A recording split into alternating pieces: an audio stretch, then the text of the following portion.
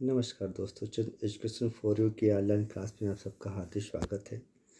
दोस्तों, आज का हमारा टॉपिक है पठन, क्योंकि आज हम पठन के अर्थ, महत्व, उद्देश्य एवं उपयोगिता के बारे में चर्चा करेंगे। दोस्तों देखिए, पठन का साधारण अर्थ है पढ़ना, किंतु भाषा शिक्षण के क्षेत्र में इसका अर्थ केवल शब्दों का उच्चारण करना मात्र नहीं होता, वरन उच्चारण के साथ साथ इसके अर्थ और भाव को समझना भी आवश्यक है।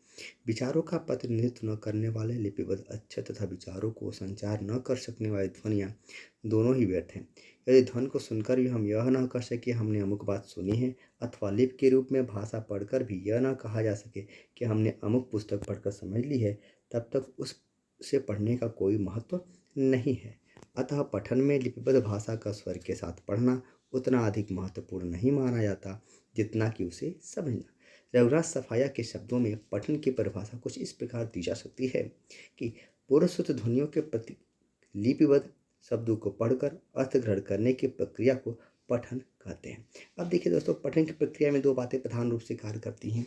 ये है पठन प्रक्रिया के प्रधान अंग, जो पहला पठन मुद्रा है और दूसरा है पठन शैली। जो पठन मुद्रा है, इसके अंतर्गत पुस्तक को हाथ में पकड़ना, उचित मुद्रा में बैठ करके अथवा खड़े होकर के पढ़ना, पढ़ते समय नेत्र अथवा अन्य अंगों का संचालन करना आदि आते हैं। दूसरा है पठन शैली। जो पठन शैली के अंतर्गत अक्षर, अभिव्यक्ति, शब्द उच्चारण, सुस्वरता, सुस्वरता, बल, विराम, लय, यति, गति तथा प्रवाह आदि आते हैं। और अपने गुरु के अनुरूप ही पठन के अनेक प्रकार हमारे सामने आते हैं, जैसे स्वस्वर पठन, मौन पठन, गंभीर एवं द्रुत पठन। स्वस्वर पठन में इसमें स्वर की प्रधानता रहती है, अर्थात बोलकर पढ़ना इसके अंतर्गत आता है। दूसरा है मौन पठन, अर्थात मौन होकर मन ही मन चुपचाप पढ़ करके और उसके पढ़े हुए का अर्थ ग्रहण करना इसके अंतर्गत आता है। तीसरा है गंभीर एवं द्रुत पठन, मतलब स्वर पठन और मौन पठन का दोनों का ये सम्मिश्रण होता है। इसमें नवीन ज्ञान की प्राप्ति तथा उसके अभ्यास के लिए आवश्यकता अनुसार गंभीर एवं द्रुत पठन किया जाता है। अब देखते हैं कि पठन के प्रधान अंग के बाद पठन के भाषा शिक्षण में पठन का महत्व क्या है। जैसे भाषा के दो रूप हैं, मौखिक और लिखित। मौखिक भाषा में उसका ध्वन्यात्मक रूप प्रधान है। भाषा के अध्यापन में सबसे पहले छात्रों को भाषा के इसी रूप का ज्ञान कराया जाता है। ये सभी ध्वनियाँ सार्थक होती हैं और उनके निश्चित संकेत हैं। इस प्रकार प्रत्येक ध्वनि संकेत एक निश्चित अर्थ का द्योतक है। ध्वनि संकेतों अर्थात वर्णों की विशेष व्यवस्था शब्दों को जन्म देती है। ये शब्द एक विशेष क्रम में आकर के वाक्य बनाते हैं और वाक्यों द्वारा विचारों की अभिव्यक्ति होती है। इस प्रकार भाषा विचारों की अभिव्यक्ति का माध्यम बनती है। ठीक है। भाषा शिक्षण में जहाँ अनेक विधि द्वारा बच्चों को ध्वनि ज्ञान कराया जाता है, वहीं शब्दों पर उचित बल देते हुए विराम चिन्हों का ध्यान रखते हुए उनका शुद्ध उच्चारण करना भी सिखाते हैं, ताकि पढ़ते समय विचारों को ठीक प्रकार से ग्रहण किया जा सके। भाषा के ग्रहात्मक उद्देश्यों के अंतर्गत लिखित में हस्तलिखित तथा छपी हुई, ठीक है, भाषा के विचारों एवं भावों को पढ़ सकने तथा समझ सकने की क्षमता का विकास करना हमारा लक्ष्य रहता है। इस लक्ष्य की पूर्ति पठन की शिक्षा से संभव है। ठीक है। अब देखिए, जो सृजनात्मक उद्देश्यों के रूप में भाषा के साहित्य से संचित उत्कृष्ट रसात्मक साहित्य को पढ़कर रसास्वादन कर सकने की क्षमता का विकास करना, छात्रों के मन में प्रच्छन्न सौंदर्यात्मक भावनाओं का विकास करना, उन्हें मनोरंजन प्रदान करना, साहित्य में संचित सांस्कृतिक तत्वों का परिचय प्रदान करना आदि लक्ष्यों की पूर्ति भी पठन द्वारा होती है। ठीक है। सामाजिक जीवन में पठन साक्षरता का पर्याय है। शिक्षित व्यक्ति वही है जो लिखी हुई बात को पढ़ सकता है, समझ सकता है तथा स्वयं भी लिख सकता है। अब देखते हैं कि पठन शिक्षा के सामान्य उद्देश्य कौन कौन से हैं। ठीक है। सामान्य उद्देश्य में मतलब कि छात्रों पहला है कि छात्रों की उचित ध्वनि निर्गम, अक्षर, अभिव्यक्ति, शब्दोच्चारण, सुस्वरता तथा बल आदि का प्रशिक्षण देना, ये पठन शिक्षा का समान उद्देश्य है। दूसरा है छात्रों को इस योग्य बनाना है कि वे उचित स्वर, गति, लय तथा प्रवाह के सब शब्दों का शुद्ध उच्चारण करते हुए किसी गद्य अथवा पद खंड को पढ़ सके। तीसरा है छात्र शीघ्रतापूर्वक पढ़ने में अभ्यस्त हो सके। चौथा, छात्र शीघ्रतापूर्वक पढ़ते हुए विचार भी उतनी ही शीघ्रता से ग्रहण कर सके। पांचवा, छात्र पत्र पत्रिकाओं पुस्तकालयों आदि का लाभ उठा सकने योग्य बन सके। छठा देखिए, छात्रों में पठन के प्रति रुचि उत्पन्न हो और वे निरंतर ज्ञान का उपार्जन करते रह सके। अब आते हैं कि पठन सिखाने के लिए जो प्रक्रिया हो उसे कितनी अवस्थाओं में बांटा जा सकता है। तो जो प्रक्रिया है उसको हम 4 अवस्थाओं में बांट सकते हैं। पहला है प्रथमावस्था। इसके अंतर्गत बच्चों को पठन सीखने के लिए तैयार किया जाता है। इस अवस्था में वार्तालाप, वर्णन तथा कहानी आदि के द्वारा बच्चों को अधिक से अधिक बोलने का अवसर दिया जाता है। चित्रों से भरपूर पुस्तकों तथा चार्टों आदि का प्रयोग किया जाता है ताकि छात्रों के मन में उत्सुकता, रुचि तथा एकाग्रता उत्पन्न हो सके। चित्रों के साथ ही बड़े बड़े अक्षर छपे अथवा बने होते हैं, किंतु छात्रों को पहले दिन ही अक्षर पढ़ने का अभ्यास नहीं करना चाहिए। पहले केवल वस्तुओं के नाम मात्र ही बताया जाए। द्वितीय अवस्था में पठन के लिए छात्रों में भूमिका तथा रुचि बना देने के उपरांत उन्हें अक्षर ज्ञान और शब्दों का बोध कराया जाता है। ध्वनियों के प्रतीक लिपि चिन्हों का एक दूसरे से संबंध स्थापित कराया जाता है, अर्थात लिपि ज्ञान दिया जाता है। पठन शिक्षण की दूसरी अवस्था है। इस अवस्था में अक्षरों का बोध कराने की 2 प्रणालियां मुख्य हैं। ठीक है, पहला है संश्लेषणात्मक और दूसरा है विश्लेषणात्मक। संश्लेषणात्मक में प्रणाली के अंतर्गत बच्चों को पहले स्वर, व्यंजन, 12 खड़ी सिखाई जाती है। तत्पश्चात शब्द और वाक्य सिखाए जाते हैं। इस संबंध में तर्क यह है कि वर्ण से शब्द और शब्द से वाक्य बनते हैं, अतः इसी क्रम में छात्रों को पढ़ाया जाना चाहिए। ठीक है, और दूसरे देखिए विश्लेषणात्मक रूप। विश्लेषणात्मक रूप में भाषा शिक्षण में सबसे पहले वाक्य सिखाए जाते हैं, तदुपरांत शब्द और फिर वर्ण। इस प्रकार यह पद्धति संश्लेषणात्मक पद्धति की एकदम विपरीत है। भाषाई दृष्टि से शिक्षण की यह विधि पूर्णतः स्वाभाविक है। ठीक है, अब देखते हैं तृतीय अवस्था। तृतीय अवस्था में अक्षर बोध और शब्द ज्ञान के उपरांत पुस्तक के स्व तथा मौन पठन का अभ्यास कराया जाता है। इस अवस्था में अध्यापन का उद्देश्य यह रहता है कि वह छात्रों के स्वतंत्र रूप से रुचिपूर्वक पढ़ने की क्षमता को जन्म दे सके तथा उत्तरोत्तर विकास कर सके। तृतीय अवस्था में ही बच्चों को सिखाया जाता है कि पुस्तक की 130 अंश का कोण बनाती हुई नेत्रों से 1 फीट की दूरी पर रहनी चाहिए। पढ़ते समय उनके शारीरिक मुद्रा किस प्रकार की होनी चाहिए, मतलब पठन मुद्रा की बात बताई जाती है तृतीय अवस्था में। पढ़ने की गति क्या होनी चाहिए आदि आदि बातों के प्रति छात्रों में जागरूकता उत्पन्न करना इस स्तर का कार्य है। कक्षा 2, 3, 4 और 5 तक यह कार्य पूर्ण हो जाना चाहिए। चतुर्थ अवस्था में देखिए क्या होता है कि पठन सिखाने की यह अंतिम अवस्था है। इस स्तर पर छात्रों को विभिन्न प्रकार के पाठों का अध्ययन कराते हुए स्व तथा मौन पठन का पूरा अभ्यास कराना, गंभीर एवं त्वरित पठन में पूर्णता प्रदान कराना अध्यापक का प्रधान लक्ष्य रहता है। इस अवस्था में बच्चों की पठन मुद्राएं सही होनी चाहिए, उच्चारण शुद्ध होना चाहिए तथा पढ़ते समय अर्थ ग्रहण की क्षमता समुन्नत होनी चाहिए। इस स्तर पर अध्यापक इसी दिशा में क्रियाशील होता है। अब देखते हैं कि पठन की विशेषताएं क्या क्या है। पहला देखिए, पठन की जो पहली विशेषता है वह है तार्किक पठन। तार्किक पठन मतलब गहन पठन के तार्किक पठन के रूप में जाना जाता है। इसके अंतर्गत छात्र जब किसी वाक्य को पढ़ता है तो उसकी उपयोगिता एवं सार्थकता पर पूर्ण तर्कपूर्ण ढंग से विचार करता हुआ उसके अर्थ को समझने का प्रयास करता है। इस पठन में किसी भी वाक्य को समान रूप से नहीं पढ़ा जा सकता है। दूसरा देखिए, चिंतनशील पठन। गहन पठन को चिंतनशील पठन के रूप में भी स्वीकार किया जाता है। इसमें विषय वस्तु का पठन करने के उपरांत उस पर चिंतन किया जाता है। उसके उपरांत उसकी सार्थकता पर विचार करते हुए उसमें सुधार की संभावना पर विचार किया जाता है। अतः गहन पठन के अंतर्गत प्रत्येक गद्यांश पर छात्रों को चिंतन करने की प्रेरणा प्रदान की जाती है। तीसरा देखिए, विश्लेषणात्मक पठन। गहन पठन में वाक्यों के विभिन्न अर्थों को समझाते हुए सार्थक एवं संदर्भित अर्थ तक पहुँच जाता है। इसमें प्रत्येक संयुक्त शब्द एवं संयुक्त वाक्य का विश्लेषण करके इसका पठन किया जाता है, जिससे कि अर्थ को समझने में उसे किसी प्रकार की कठिनाई न हो, क्योंकि अनेक अवसरों पर एक शब्द के अनेक अर्थ होते हैं। यदि हम उसका पठन गहराई से नहीं करेंगे तो उसके वास्तविक अर्थ तक पहुँचने में असमर्थ हो जाएंगे। चौथा, स्वप्रेरित पठन। गहन पठन की प्रमुख विशेषता यह होती है कि वह स्वप्रेरित होता है, अर्थात इसमें किसी बाह्य प्रेरणा की आवश्यकता नहीं होती है। उदाहरण के लिए, जब किसी रोचक घटना, उपन्यास या कहानी का गहनता से पठन करता है तो वह उसको जब तक समाप्त नहीं कर लेता तथा सार तत्व तक नहीं पहुंच जाता तब तक वह पठन की प्रक्रिया को समाप्त नहीं करता। इस प्रकार गहन पठन स्वप्रेरणा पर आधारित होता है।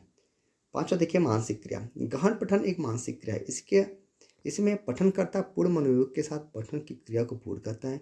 जब किसी पाठक को किसी गद्यांश या पद्यांश के पक्ष में पूर्णतः रुचि का अनुभव होता है तथा गद्यांश या पद्यांश के भाव को आत्मसात करता हुआ पढ़ता है तो यह समझ जाता है कि पठन की क्रिया गहनता के साथ संपन्न हो रही है। इसमें पाठक मानसिक एवं शारीरिक रूप से संलग्न हो जाता है। ठीक है। छठा देखिए, आनंद की अनुभूति। गहन पठन के अंतर्गत पाठक को आनंद की अनुभूति होती है। वह जितनी एकाग्रता से पाठ्य वस्तु का पठन करता है उतनी ही उसको आनंद का अनुभव होने लगता है। इस आनंद की अनुभूति के साथ ही पाठक पाठ्य वस्तु की गहराई में उतरता चला जाता है। छठा देखिए, उद्देश्यनिष्ठ पठन। गहन पठन उद्देश्यनिष्ठ पठन के रूप में जाना जाता है। इसको पाठक किसी उद्देश्य की पूर्ति हेतु पढ़ता है। जब पाठ्य वस्तु समाप्त होती है तो पाठक किसी निश्चित उद्देश्य पर पहुंच जाता है। इसके साथ साथ वह पाठ्य वस्तु की सार्थकता एवं निरर्थकता संबंधी पक्षों पर विचार करने लगता है। ठीक है। तो जितना भी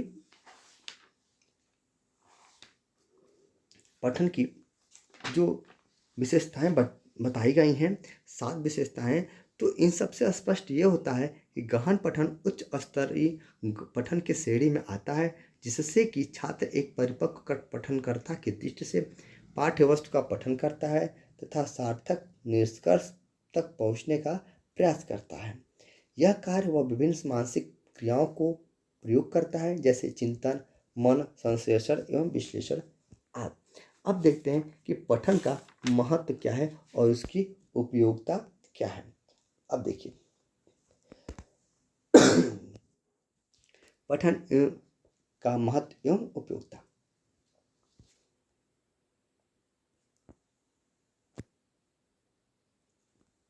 देखिए, पहला इसमें है कि गहन पठन के माध्यम से छात्रों में स्वाध्याय की प्रवृत्ति का विकास किया जाता है, क्योंकि पाठ्य वस्तु छात्रों को रुचि लगती है, उसको छात्र स्वप्रेरणा से बढ़ने का प्रयास करता है। दूसरा है, गहन पठन के माध्यम से छात्रों में तर्क एवं चिंतन का विकास किया जाता है, क्योंकि गहन पठन करते समय छात्र पाठ्य वस्तु के प्रत्येक तथ्य का गहराई से चिंतन एवं मनन करता है। तीसरा देखिए, गहन पठन के द्वारा छात्रों में मानसिक विकास की स्थिति उत्पन्न होती है, क्योंकि गहन पठन एक मानसिक क्रिया है जिसमें मानसिक मंथन व्यापक रूप से संभव होता है। चौथा है, गहन पठन पाठ्य वस्तु के प्रति जागरूकता प्रदान करता है, क्योंकि पाठक इसमें किसी निश्चित तथ्य एवं निश्चित उद्देश्य की खोज करता है, इसलिए यह पठन जागरूकता के साथ पठन क्रिया को संभव बनाता है। पांचवा है, गहन पठन के माध्यम से छात्रों में पाठ्य वस्तु में छिपी शिक्षा एवं उद्देश्य को आत्मसात करने की जागरूकता योग्यता विकसित की जाती है, जिससे छात्र उस उद्देश्य एवं शिक्षा का उपयोग अपने जीवन में कर सके। अब आइए व्यापक पठन की अवधारणा क्या है, इस पर थोड़ा चर्चा कर लेते हैं। व्यापक पठन से आशय पाठ्य वस्तु के भावात्मक एवं कलात्मक पक्ष दोनों के पठन से है। इसके अंतर्गत छात्र एक ओर पाठ्य वस्तु के भाव को ग्रहण करता है तो वहीं दूसरी ओर पाठ्य वस्तु की भाषा शैली एवं व्याकरण की दृष्टि से परीक्षण भी करता है। व्यापक पठन भी उच्च स्तरीय व्यवस्था से संबंधित होता है, परंतु इसका विकास धीरे धीरे छात्रों में प्राथमिक स्तर से ही करना चाहिए। व्यापक पठन की अवधारणा को निम्नलिखित बिंदुओं के माध्यम से स्पष्ट कर सकते हैं। पहला देखिए, भावात्मक एवं कलात्मक पक्ष। व्यापक पठन में भावात्मक एवं कलात्मक पक्ष का समन्वय देखा जा सकता है, क्योंकि इसमें छात्र एक ओर वाक्य विन्यास एवं शब्द निर्माण की प्रक्रिया पर ध्यान देता है, वहीं दूसरी ओर पाठ्य वस्तु के भाव को सार्थकता के साथ ग्रहण करता है। इस प्रकार व्यापक पठन समन्वयवादी दृष्टिकोण पर आधारित होता है। दूसरा देखिए, शब्दों के प्रयोग पर बल। व्यापक पठन में छात्र द्वारा शब्दों के प्रयोग पर ध्यान दिया जाता है। इसमें पठनकर्ता यह देखता है कि पाठ्य वस्तु में जिन शब्दों का प्रयोग किया गया है वह आवश्यकता के अनुरूप है या नहीं। अनेक अवसर पर पर्यवेक्षक एवं निरीक्षक शब्दों का प्रयोग एक ही अर्थ में कर दिया जाता है, जबकि दोनों शब्दों का अर्थ पृथक है, तो उनका प्रयोग भी पाठ्य वस्तु की मांग एवं आवश्यकता के अनुरूप होना चाहिए। तीसरा देखिए भाषा शैली पर ध्यान। जब व्यापक पठन के अंतर्गत पाठक पाठ्य वस्तु की भाषा शैली पर भी ध्यान देता है। अनेक अवसरों पर अनुचित भाषा शैली का प्रयोग पाठ्य वस्तु के भाव को ही परिवर्तित कर देता है। जब हम किसी यात्रा या वृत्तांत का वर्णन कर रहे होते हैं तो उसमें वर्णनात्मक शैली का प्रयोग होना चाहिए। यदि वही समीक्षात्मक शैली का प्रयोग होता है तो उसे अनुचित माना जाएगा। चौथा देखिए वाक्यों के स्वरूप पर ध्यान। व्यापक पठन में वाक्यों के स्वरूप पर भी व्यापक रूप से ध्यान दिया जाता है, क्योंकि वाक्यों का संश्लेषण ही पाठ्यवस्तु की उपयोगी बनाता है। यदि वह पाठ्यवस्तु में प्रभावी एवं सार्थक वाक्यों का प्रयोग नहीं हुआ है तो पाठ्यवस्तु में पठन में छात्रों की रुचि विकसित नहीं होगी। पाँचवा देखिए मुहावरे एवं लोकोक्तियाँ। व्यापक पठन में मुहावरे एवं लोकोक्तियों के सार्थक प्रयोग पर ध्यान दिया जाता है। अनेक अवसर पर लेखक जिस संदर्भ में मुहावरे एवं लोकोक्तियों का प्रयोग करता है उसमें उनकी आवश्यकता एवं सार्थकता होती है। परिणामस्वरूप भाषा प्रभावहीन हो जाती है। इसलिए मुहावरे एवं लोकोक्तियों का प्रयोग मात्र इस उद्देश्य से नहीं करना चाहिए कि इनका प्रयोग करना है, वरन आवश्यकता के अनुसार सार्थक रूप से करनी चाहिए। व्यापक पठन में इन सभी बिंदुओं पर ध्यान दिया जाता है। इसी क्रम में एक और है कि विराम चिन्हों के प्रयोग पर ध्यान देना चाहिए। जैसे हमारे व्यापक पठन में विराम चिन्ह के व्यापक प्रयोग पर ध्यान दिया जाता है, क्योंकि विराम चिन्हों का प्रयोग सार्थक रूप से न किया जाए तो यह वाक्य के अर्थ को परिवर्तित कर देता है। इसलिए व्यापक पठन में एक और पाठ्य वस्तु का पठन विराम चिन्हों का ध्यान रखते हुए करता है, वहीं दूसरी ओर पाठ्य वस्तु में प्रयुक्त विराम चिन्हों के सही प्रयोग पर सार्थकता पर विचार करते हुए उन्हें सुधारता भी है। अब देखिए इसके बाद आते हैं व्यापक पठन की उपयोगिता एवं महत्व। क्या इस उपयोगिता है और क्या इसका महत्व है। देखिए व्यापक पठन का छात्रों के विभिन्न प्रकार के भाषाई कौशलों पर दक्षताओं के विकास हेतु उपयोग किया जाता है। इसके लिए व्यापक पठन का छात्रों के भाषाई विकास में महत्वपूर्ण स्थान है। व्यापक पठन के उपयोग एवं महत्व को निम्नलिखित रूप से स्पष्ट किया जा सकता है। पहला देखिए व्यापक पठन का उपयोग छात्रों को सार्थक वाक्यों के निर्माण की प्रक्रिया एवं वाक्य निर्माण संबंधी नियमों के बारे में ज्ञान प्रदान करने के उद्देश्य से किया जाता है। व्यापक पठन के माध्यम से छात्रों के समीक्षात्मक दृष्टिकोण विकसित किया जाता है, जिससे छात्र किसी भी गद्यांश एवं पद्यांश के संदर्भ में अपने सार्थक विचार प्रस्तुत कर सकते हैं। तीसरा देखिए व्यापक पठन के माध्यम से छात्रों में विश्लेषण एवं संश्लेषण की योग्यता का विकास संभव हो जाता है, जिससे छात्र भाषाई क्षेत्र में पठन कौशल की योग्यता से संपन्न हो जाते हैं। चौथा देखिए व्यापक पठन के माध्यम से छात्र मानक भाषा के संदर्भ में ज्ञान प्राप्त करते हैं, जिससे वे अपनी लिखित एवं मौखिक अभिव्यक्ति के में मानक भाषा का उपयोग करने लगते हैं। पांचवा व्यापक पठन के माध्यम से छात्रों को व्याकरण का पूर्ण ज्ञान होता है, जिससे वे व्याकरण संबंधित त्रुटियों को पहचानने लगते हैं तथा अपनी भाषाई प्रस्तुतिकरण में इन त्रुटियों से दूर रहते हैं। छठा देखिए व्यापक पठन के माध्यम से छात्रों को भाषा विज्ञान संबंधी तथ्यों का ज्ञान हो जाता है, जिससे छात्र किसी पद्यांश या गद्यांश पर अपने सुधारात्मक विचार प्रस्तुत कर सकते हैं। अब देखिए पठन रुचि का विकास। पठन रुचि का विकास मतलब पठन में रुचि का हम विकास किस प्रकार करेंगे, मतलब अगर कोई प्रवीण पाठक है तो अपने पठन में अपनी रुचि का विकास किस प्रकार से कर सकता है। देखिए पहला है कि रुचिपूर्ण सामग्री प्रदान करना। छात्रों के में पठन रुचि का विकास करने के लिए रुचिपूर्ण सामग्री प्रदान करनी चाहिए, जिससे छात्र उसकी स्वतः ही आकर्षित होकर उसे पढ़ने लगे। जैसे प्राथमिक स्तर पर छात्रों को कहानी एवं कविता में विशेष रुचि होती है, इस स्तर पर बालकों को साहसिक कहानियाँ तथा छोटी छोटी कविताओं को पठन के लिए प्रदान किया जाए तो निश्चित रूप से पठन के प्रति उसकी रुचि विकसित होगी तथा पठन के प्रत्येक अवसर पर लाभ उठाने के लिए वो ललायत होंगे। दूसरा देखिए छात्रों के स्तरानुकूल सामग्री। पठन रुचि के विकास के लिए आवश्यक है कि छात्रों को उनके स्तर एवं योग्यता के अनुकूल सामग्री प्रदान की जाए। प्राथमिक स्तर पर छात्रों को सरल तथा बोधगम्य भाषा में लिखित कहानियों एवं कविताओं को पढ़ने के लिए प्रदान किया जाना चाहिए, जिससे वह उनका भाव समझ सके तथा बार बार पढ़ने के लिए प्रेरित हो सके, क्योंकि जो पाठ्य वस्तु छात्रों को रुचिकर लगती है उसको वह बार बार पढ़ना चाहता है। तीसरा देखिए सरल एवं बोधगम्य भाषा। जो पाठ्यवस्तु पठन के लिए छात्रों के समक्ष प्रस्तुत की जा रही है उसकी भाषा सरल एवं बोधगम्य होनी चाहिए, जिससे छात्र पाठ्यवस्तु का भाव ग्रहण कर सके। जिस सामग्री में पठन में छात्रों को भाव समझने में कठिनाई होती है, उसमें छात्रों की रुचि उत्पन्न नहीं होती तथा ऐसे सामग्री के पठन से छात्र बचने का प्रयास करते हैं। इसके विपरीत जिस पाठ्य सामग्री की भाषा सरल एवं बोधगम्य होती है, उस सामग्री के पठन में छात्रों को भाव समझने में कठिनाई नहीं होती है तथा उनकी रुचि भी विकसित होती है।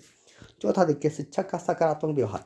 पठन के समय छात्रों द्वारा यदि कोई त्रुटि की जाती है तथा शिक्षक द्वारा छात्रों को दंडित किया जाता है तो छात्रों को पठन में अरुचि हो जाएगी। इसके विपरीत छात्रों के प्रति शिक्षक का व्यवहार सकारात्मक एवं आत्मीय होता है तो शिक्षक के प्रत्येक कथन को छात्र आदर्श कथन मानेंगे तथा शिक्षक निर्देशन एवं परामर्श के आधार पर छात्र पठन पूर्ण विकसित कर लेंगे। पांचवा, उचित पृष्ठपोषण। पठन के समय छात्रों को शिक्षक द्वारा पृष्ठपोषण प्रदान किया जाता है तो छात्र पठन की क्रिया को बार बार करने के प्रेरित होते हैं। इसके विपरीत स्थिति में पृष्ठपोषण के अभाव में छात्रों में पठन क्षमता का विकास गतिशील नहीं होता है। अतः पठन रुचि में विकास के लिए पृष्ठपोषण आवश्यक है। छठा देखिए, उपयोगी सामग्री। सामान्य रूप से देखा जाता है कि प्राथमिक विद्यालय में प्रवेश करते समय अभिभावक बालक से कहते हैं कि शिक्षा से ही व्यक्ति योग्य एवं बड़ा आदमी बनता है तथा शिक्षा जीवन के लिए उपयोगी है। तथ्य को आत्मसात करके छात्र विद्यालय गतिविधियों को आत्मसात कर लेता है। ठीक इसी प्रकार जब किसी सामग्री को छात्र की दृष्टि से उपयोगी एवं आवश्यक सिद्ध कर दिया जाता है तो छात्र उस सामग्री का पूर्ण मनोयोग से एवं रुचि के साथ पठन करता है। सातवां देखिए, परिवेशी सामग्री। छात्रों को प्रदान करने वाली सामग्री उनके परिवेश से संबंधित होती है। छात्र उसका बड़े ही मनोयोग से पठन करते हैं, जैसे राजा रानी की कहानियाँ, सामाजिक कहानियाँ, सांस्कृतिक कहानियाँ एवं परिवेशीय जीव जंतु तथा वनस्पतियों के बारे में प्राप्त सामग्री का छात्र पूर्ण मनोयोग से पठन करते हैं क्योंकि उसका तथ्यात्मक स्वरूप वह पुस्तक में देखते हैं तथा व्यावहारिक स्वरूप परिवेश में दिखते हैं। आठवां, समाज उपयोगी सामग्री। जो सामग्री सामाजिक दृष्टिकोण से महत्वपूर्ण उपयोगी मानी जाती है उसका छात्र मनोयोग से पठन करता है, जैसे विज्ञान एवं आविष्कार से संबंधित कहानियों का छात्र पूर्ण मनोयोग से पठन करता है क्योंकि विद्यालय एवं समाज में छात्रों को यह बताया जाता है कि विज्ञान एवं आविष्कार हमारे राष्ट्र के लिए आवश्यक उपयोगी हैं। नौवां देखिए, रसात्मक सामग्री। जिस पाठ्यवस्तु के पठन में छात्रों को विभिन्न प्रकार के रसों का अनुभव होता है उस पाठ्यवस्तु का पठन छात्र पूर्ण मनोयोग से करता है। जैसे एक छात्र वीर रस की कविताओं को पढ़ने में रुचि का प्रदर्शन करता है तो वहीं दूसरा छात्र हास्य रस की कविता के पठन में रुचि का प्रदर्शन करता है। अर्थात प्रत्येक छात्र की रुचि अलग अलग होती है। इस प्रकार जो सामग्री रसात्मक आधार पर छात्र की इच्छा के अनुरूप है उसमें छात्र के पठन की रुचि एवं मनोयोग का पूर्ण प्रदर्शन होता है। ठीक है दोस्तों, तो मुझे विश्वास है कि आज का ये टॉपिक आपको अच्छे से समझ में आया होगा। ठीक है, तो फिर मिलते हैं आगे की क्लास में एक नए टॉपिक के साथ। धन्यवाद।